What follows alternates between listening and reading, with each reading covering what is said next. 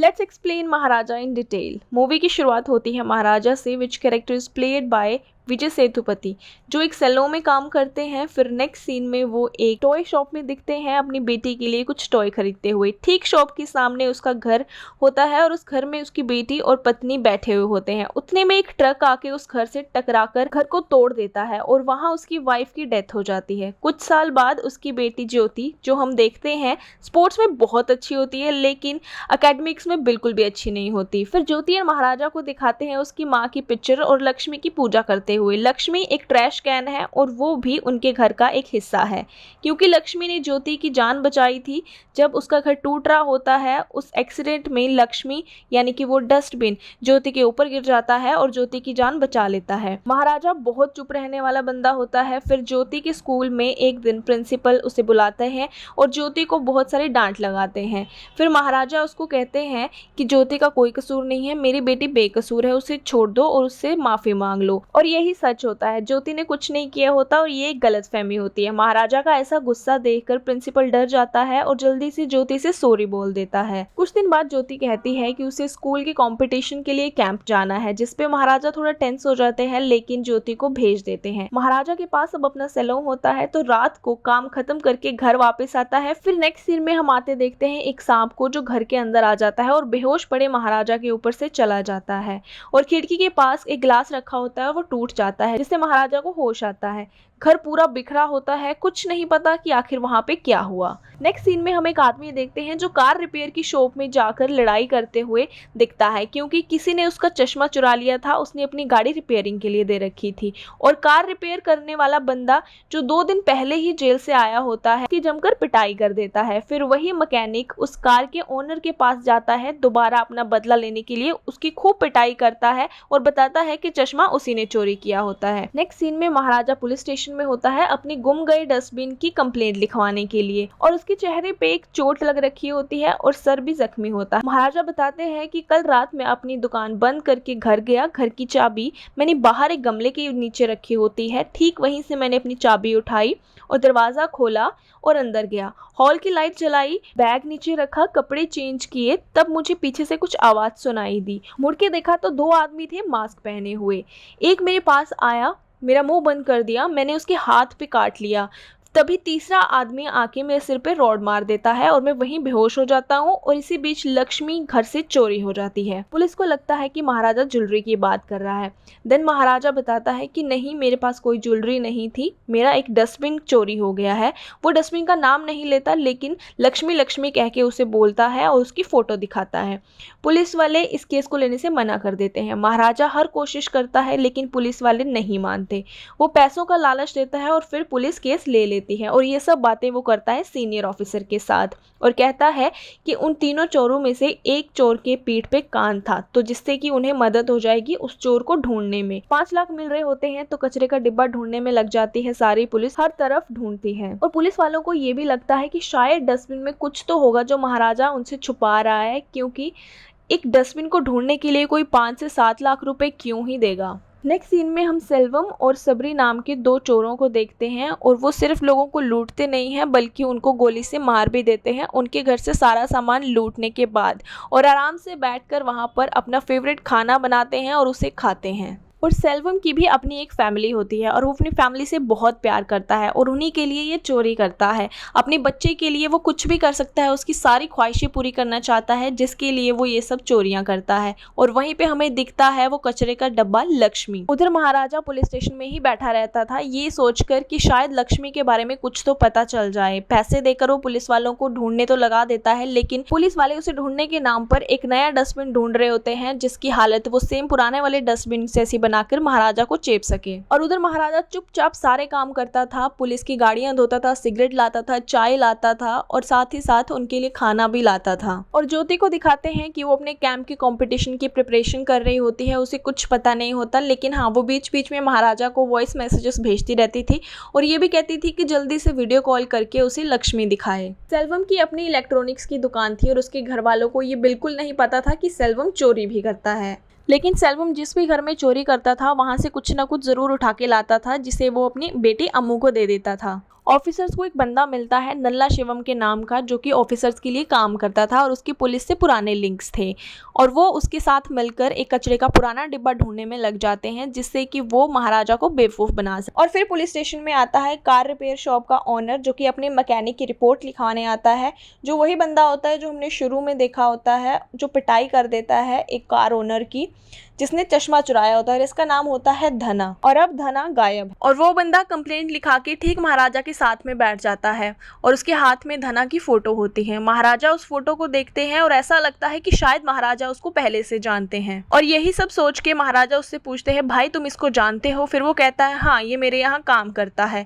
और फिर महाराजा उसकी पीठ पे हाथ रखते हैं और शायद वो ये चेक कर रहे हैं कि उसकी पीठ पे वो कान है या फिर नहीं। और महाराजा को जब होश आता है तो उसे अपने घर में टोल प्लाजा की टिकट दिखती है जिसमें गाड़ी की सारी डिटेल्स होती है, और वो उस गाड़ी की डिटेल्स के थ्रू उस बंदे तक पहुंच जाता है जिसकी वो गाड़ी होती है, और वो गाड़ी उसी इंसान की होती है जिसका चश्मा चोरी होता है। और वो उसको बताता है कि वो कार उसने रिपेयर के लिए दी हुई थी और वो मैकेनिक उसको लेकर घूम रहा था, और वो मैकेनिक होता है धना। धना उसी वक्त आकर उस व्हाइट कपड़ों वाले आदमी को पीटने लगता है, और इतने में महाराजा उसे देख लेता है। फिर महाराजा को पता चल जाता है कि जो 3 चोर आए थे उन्हीं 3 चोरों में से एक धना है, और वो धना का पीछा करते हुए उसके अड्डे तक पहुंच जाता है, और वहां उनकी खूब लड़ाई होती है, और लड़ाई में महाराजा धना को मार देता है। और मारने से पहले वो दूसरे बंदे की इन्फॉर्मेशन ले लेता है, जिससे धना बता देता है कि वो दूसरा बंदा उसे पुलिस स्टेशन में मिलेगा।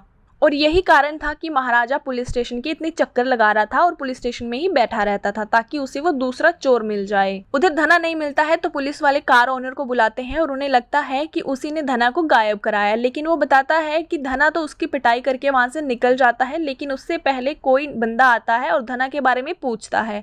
फिर उसको उसका नाम याद नहीं आ रहा होता, और वो महाराजा की जगह इल्ले राजा उसका नाम बता देता है और वहां से चला जाता है। उधर पुलिस वाला एक बंदा और नल्ला शिवा एक कूड़े वाले आदमी के पास जाते हैं और उसे सेम वैसा ही डस्टबिन बनाने को कहते हैं। उधर सेल्वम की बेटी अम्मू का बर्थडे आ रहा होता है, और वो एक ज्वेलरी शॉप पे जाते हैं और उसके लिए एक प्यारा सा नेकलेस ऑर्डर कर देते हैं जो काफी ज्यादा कॉस्टली होता है। फिर अम्मू के बर्थडे वाले दिन उसकी वाइफ उसे कहती है कि घर पे बहुत बड़ा फंक्शन है, तो आते समय अपना अच्छे से हेयर कटिंग करा के आना। और वो ज्वेलरी शॉप से नेकलेस उठा के डायरेक्टली चला जाता है सैलून की तरफ, जो होता है महाराजा का। लेकिन शॉप में घुसने से पहले उसको एक कॉल आता है जिसमें वो किसी को डांट रहा होता है कि सामान अभी तक घर नहीं पहुंचा, घर में फंक्शन है, तो वो उसको एड्रेस गाइड कर रहा होता है, जो कि महाराजा सुन लेता है। और फिर वो ट्रिमिंग के लिए बैठता है, लेकिन ट्रिमर की बैटरी खत्म हो जाती है, तो महाराजा नई बैटरी लेने जाते हैं। उतने में उसे फोन आता है, और वो फोन होता है सबरी का, जो कहता है कि शायद पुलिस वालों को हमारे बारे में पता चल गया है क्योंकि वो न्यूज़पेपर देखता है।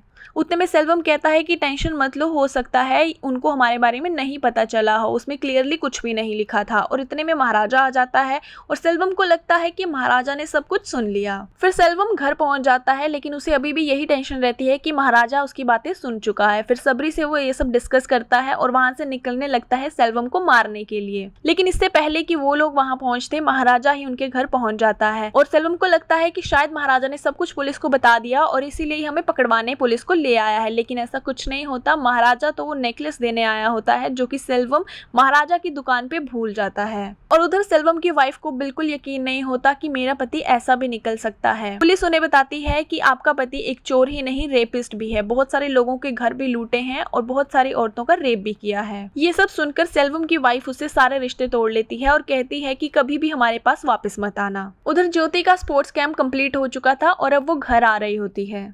उधर पुलिस वाले एक नया डस्टबिन ले आते हैं जो सेम टू सेम लक्ष्मी की तरह होता है, पर वो बिल्कुल नया होता है। नल्ला शिवम उसे तोड़ मरोड़ के सेम टू सेम लक्ष्मी जैसा बना देता है। फिर जूनियर ऑफिसर कहता है कि अगर महाराजा को पता चल गया कि हम उसका बेवकूफ़ बना रहे हैं और उसे एक अलग डस्टबिन दे रहे हैं, तो फिर सीनियर ऑफिसर कहते हैं कि फिर तो ज़रूर कुछ ना कुछ छुपा होगा उस डस्टबिन में जो हमें नहीं पता, और फिर महाराजा हमसे सवाल जवाब करेगा और फिर हम किसी नकली चोर को बुला के उसके सामने पेश कर देंगे। और अगर फिर महाराजा नकली चोर के पीछे जाएगा, फिर हमें पता चल जाएगा कि उस डस्टबिन में कुछ और भी था। फिर सीनियर ऑफिसर सारे चोरों को कॉल्स करता है और उनसे पूछता है कि क्या वो एक डस्टबिन चोरी होने की जिम्मेवारी अपने ऊपर ले सकते हैं। सब मना कर देते हैं कि क्या हम तुम्हें एक डस्टबिन चोर लगते हैं, हम ऐसा नहीं करेंगे। फिर वो किसी न किसी तरीके से पैसों का लालच देकर नल्ला शिवम को मना लेते हैं कि तुम चोर बन जाओ और महाराजा को बोल दो कि डस्टबिन तुमने चोरी किया था। इतने में नेक्स्ट सीन में ज्योति कैंप से वापस आ जाती है, गमले के नीचे से चाबी उठाती है, दरवाजा खोलती है, हॉल की लाइट ऑन करती है और अपना बैग नीचे रखती है।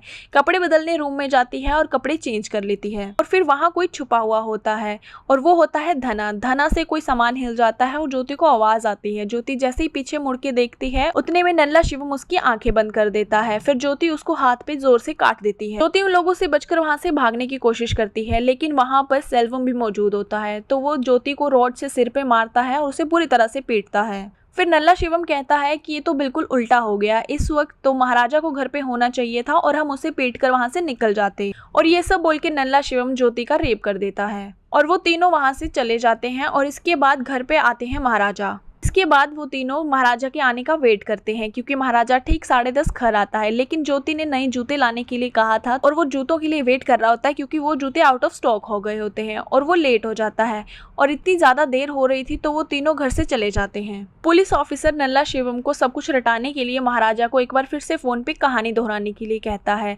लेकिन इस बार महाराजा जब कहानी बताते हैं तो उसकी आंखों में आंसू होते हैं क्योंकि ये जो कुछ भी हुआ था वो महाराजा के साथ नहीं उसकी बेटी के साथ हुआ था। और आज तक जो भी कहानी महाराजा ने बताई थी पुलिस वालों को वो सिर्फ इसलिए करी थी ताकि पुलिस में छुपा हुआ दूसरा इन्फॉर्मर भी उसे मिल सके, क्योंकि धना को तो वो ऑलरेडी मार चुका था और ये सब करने के लिए उसे टाइम चाहिए था। तो यही टाइम बाय करने के लिए उसने जितना भी डम रीजन हो सकता था वो पुलिस को दिया, जो कि एक डस्टबिन था। क्योंकि अगर वो कहता कि घर से कोई धन दौलत या फिर कोई कीमती चीज चोरी हुई है तो पुलिस वाले उसे किसी न किसी तरह ढूंढ लेते, लेकिन उसने कहा कि घर से मेरा डस्टबिन चोरी हो गया है।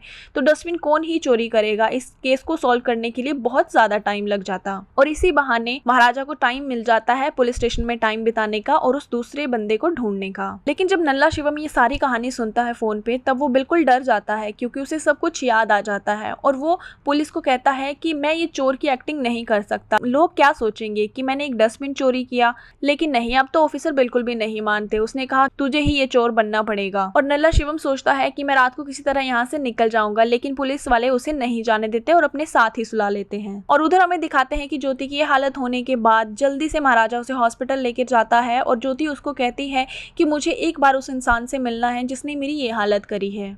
और वो चोट जो महाराजा के सिर पे लगी होती है वो महाराजा ने खुद से ही लगाई होती है। वो बिल्कुल पागल हो जाता है ज्योति की यह हालत देखकर और अपने आप को ही घायल कर लेता है और बेहोश हो जाता है। उधर पुलिस वाले नल्ला शिवम को साथ में ले आते हैं डस्टबिन के साथ कि चोर भी पकड़ा गया और डस्टबिन भी मिल गया। पर नल्ला शिवम बहुत ही टेंशन में होता है और पूरे डर में होता है क्योंकि उसे तो पता है कि आखिर सच्चाई क्या है और वो सोचता है कि सबको कहीं मेरा सच पता न चल जाए। फिर पुलिस वाले नल्ला शिवम को कहते हैं कि अब तू एक्सप्लेन कर किस तरह से तूने यहाँ पे चोरी करी और उस रात आखिर क्या हुआ था। महाराजा को सब पता होता है कि ये सब लोग झूठ बोल रहे हैं और वो लक्ष्मी जो ये लोग लेकर आए थे वो डब्बा भी नकली है। नल्ला शिवम फिर उस रात की स्टोरी को एक्सप्लेन करने लगता है कि उन्होंने कैसे दरवाजा खोला और कैसे वो वहां पर आए और जैसे वो बताता है कि किस तरह उसने महाराजा को पीछे से पकड़ा तो उसके हाथ उस हाइट पे एडजस्ट होते हैं जो महाराजा की थी ही नहीं। और ये सब देखकर महाराजा को एक हिंट मिल जाता है कि आखिर इस हाइट पे उसने अपने हाथ क्यों एडजस्ट करे। और फिर महाराजा नल्ला शिवम की पीठ चेक करता है क्योंकि ज्योति ने बताया था कि उन तीनों में से किसी एक की पीठ पे कुछ फूला हुआ था, जिससे कि महाराजा ने पुलिस वालों को ये बोल रखा था कि एक चोर की पीठ पे कान है। और महाराजा को यकीन हो जाता है कि यही वो इंसान था जो उस रात घर पे आया था जिसने उसकी बेटी का ये हाल किया है। फिर सीनियर ऑफिसर पूछते हैं कि बताओ अब इसका क्या करना है। महाराजा पुलिस वालों को नल्ला शिवम को छोड़ने के लिए कहता है और माफ करने के लिए कहता है ताकि वो अपने तरीके से उससे बदला ले सके और उसे मार सके। फिर सीनियर ऑफिसर कहता है कि अगर इसने तुम्हारी बेटी का रेप किया होता क्या तुम फिर भी यही कहते। और फिर महाराजा को तगड़ा शॉक लगता है और फिर वो सोचता है कि ये सब इन्हें कैसे पता।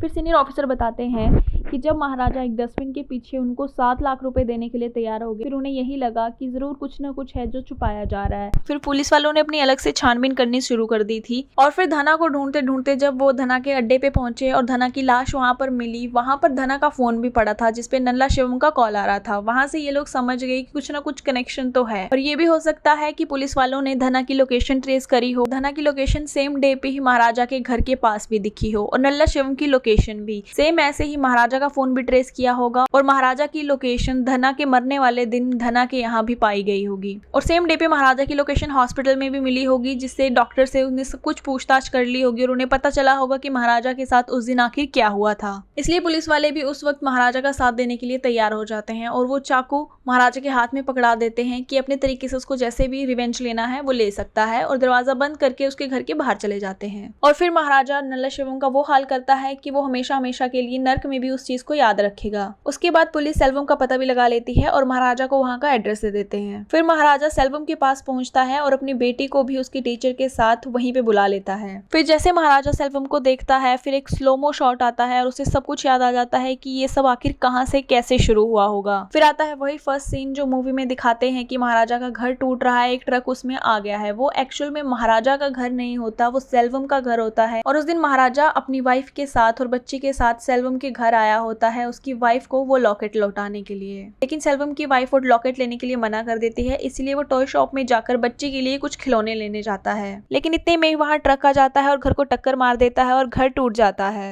फिर सेल्वम और महाराजा की लड़ाई हो रही होती है। सेल्वम उसे बताता है कि किस तरह से उसने 15 साल पहले सेल्वम को जेल भेजा था और वही बदला लेने के लिए सेल्वम 15 साल बाद वापस आया था। लेकिन उसे घर पे महाराजा नहीं बल्कि उसकी बेटी मिल गई, तो उसने हमेशा हमेशा के लिए महाराजा को ये दर्द देने के लिए उसकी बेटी के साथ ऐसा किया। और महाराजा फिर सेल्वम की बहुत पिटाई करता है, लेकिन सेल्वम कहता है कि ये तो फिजिकल पेन है, ये दर्द मिट जाएगा, लेकिन जो दर्द मैंने तुम्हें दिया है वो कभी नहीं मिटेगा। इतने में वहाँ पे महाराजा की बेटी आ जाती है अपनी टीचर के साथ, लेकिन महाराजा अब चाहता है कि वो उससे ना मिले और वो अपनी बेटी से कहता है कि नहीं बेटी अब वापस चलो यहाँ से। लेकिन उसकी बेटी जिद करती है कि मुझे एक बार तो उस इंसान से मिलना है। और फिर ज्योति अपने सारे गहने, जितने भी गहने उसके घर में होते हैं, वो सारे सेल्वम की तरफ फेंकते हुए कहती है कि यही लेने आए थे ना तुम, यही चाहिए था तुम्हें, तो ये रख लो। और कुछ कन्वर्सेशन होने के बाद ज्योति वहां से चली जाती है। महाराजा उसे लेकर जाने लगता है और फिर उन गहनों में सेल्वम को वही लॉकेट दिखता है जो सेल्वम ने बचपन में अपनी बेटी अम्मू के लिए लिया था। और फिर उसे कुछ बातें याद आती है जो उसके जेल के लौटने पर 15 साल बाद उसे किसी ने बताई थी। किस तरह उसके जेल जाने के बाद एक बंदा आया था कुछ देने के लिए उसके घर पे, लेकिन उसी टाइम पे उसके घर पे एक ट्रक आ गया और उसका घर चकनाचूर हो गया। और उस बंदे की बेटी और वाइफ और सेल्वम की वाइफ कैसे उस एक्सीडेंट के बाद नहीं बचे, लेकिन वहां पर अम्मू बच गई थी उस डस्टबिन के डब्बे के कारण। और वो बच्ची जो उस दिन बच जाती है वो सेल्वम की बेटी होती है, महाराजा की बेटी नहीं। और जब सेल्वम को ये सब पता चलता है तो वो बहुत रोता है और महाराजा से कहता है कि वो मेरी बेटी है ना, मुझे एक बार उससे बात करने दो, मैं उसे नहीं बताऊंगा कि वो मेरी बेटी है। ये सब सुनकर महाराजा को बहुत बुरा लगता है और वो उसे कहता है कि वो तुम्हारी बेटी नहीं है, वो मेरी बेटी है। और वो ज्योति को लेकर वहां से चला जाता है। महाराजा और उसकी बेटी वहां से जाने लगते हैं और सेल्वम फिर अम्मू अम्मू करके चिल्लाता रहता है। जब तक उसे ये लग रहा था कि उसने महाराजा की बेटी की ये हालत करके महाराजा से बदला ले लिया है, तब तक वो बहुत खुश था। लेकिन जैसे ही उसे पता चलता है कि वो महाराजा की बेटी नहीं बल्कि उसकी अपनी ही बेटी होती है और उसकी अपनी ही बेटी की हालत का जिम्मेवार अब सिर्फ और सिर्फ वही होता है, तब उसे बहुत बुरा लगता है और वो बिल्कुल टूट जाता है और रोने लगता है। अम्मू अम्मू करके चिल्लाता हुआ वो उस बिल्डिंग से नीचे गिर जाता है और मर जाता है। और मरने से पहले अब तक की सारी कहानी उसकी आंखों के सामने फ्लैशबैक बन के घूम रही थी। जब अम्मू पैदा हुई थी तब उस वक्त वो अपनी बेटी के पैरों पे किस करता है और जैसे ही वो मरता है तो उसकी बेटी के पैरों के निशान होते हैं और वहां पे उसका खून होता है और रेत पर वो सारे पांवों का निशान सेल्वम के खून से भर जाता है। और यही इस फिल्म का आखिरी सीन होता है। तो बेसिकली ये कहानी 3 टाइमलाइंस में चल रही होती है, एक 15 साल पहले और एक प्रेजेंट और एक हफ्ते पहले की कहानी। 15 साल पहले वो जब सेल्वम को लगा था कि महाराजा की वजह से उसको अरेस्ट किया गया है और अब 15 साल बाद सेल्वम जेल से छूटकर अपना बदला लेने आया है और उसको महाराजा की बेटी मिल जाती है और ये सब हो जाता है। इससे ठीक एक हफ्ते पहले की टाइमलाइन भी चलती है जब ज्योति अपने कैंप के लिए गई होती है, इसलिए वो वॉइस नोट, वो मैसेजेस, वो सब कुछ महाराजा को ज्योति ने अपने कैंप के टाइम पे किया होता है, ना कि उस वक्त जिस वक्त ये सारी इन्वेस्टिगेशन चल रही थी। उन 3 लोगों को ढूंढते वक्त महाराजा बार बार अपनी चैट ओपन करके ज्योति के मैसेजेस और वॉइस नोट सुनता था क्योंकि ज्योति उस वक्त हॉस्पिटल में थी। तो इस जैसी फिल्म ना तो आज तक बन पाई है और पता नहीं आगे कोई बनाएगा भी या नहीं। बहुत ही अमेजिंग कमाल का मैसेज यहाँ से मिलता है कि एक इंसान कितना ही बुरा हो सकता है और कितना ही ज्यादा सेल्फिश हो सकता है। अपनी फैमिली के लिए तो कुछ भी करेगा लेकिन दूसरों की फैमिली बिल्कुल मैटर नहीं करती। और अपने घर की बेटी के लिए जो फीलिंग्स होती है, जो नजर होती है, वही नजर और वही फीलिंग्स आपको दूसरों की बेटियों के लिए भी रखनी चाहिए, क्योंकि जो आप किसी की बेटी के लिए सोचते हैं हो सकता है कोई वही चीज आपकी बेटी के लिए भी सोचे। तो अगर सब लोगों की सोच इतनी अच्छी हो जाए तो स्वर्ग कहीं दूर नहीं है, यहीं धरती पर है। इस मूवी की एक्सप्लेनेशन के साथ अगर आपको किसी और मूवी की एक्सप्लेनेशन भी चाहिए होगी तो आप कमेंट सेक्शन में जरूर बताएं।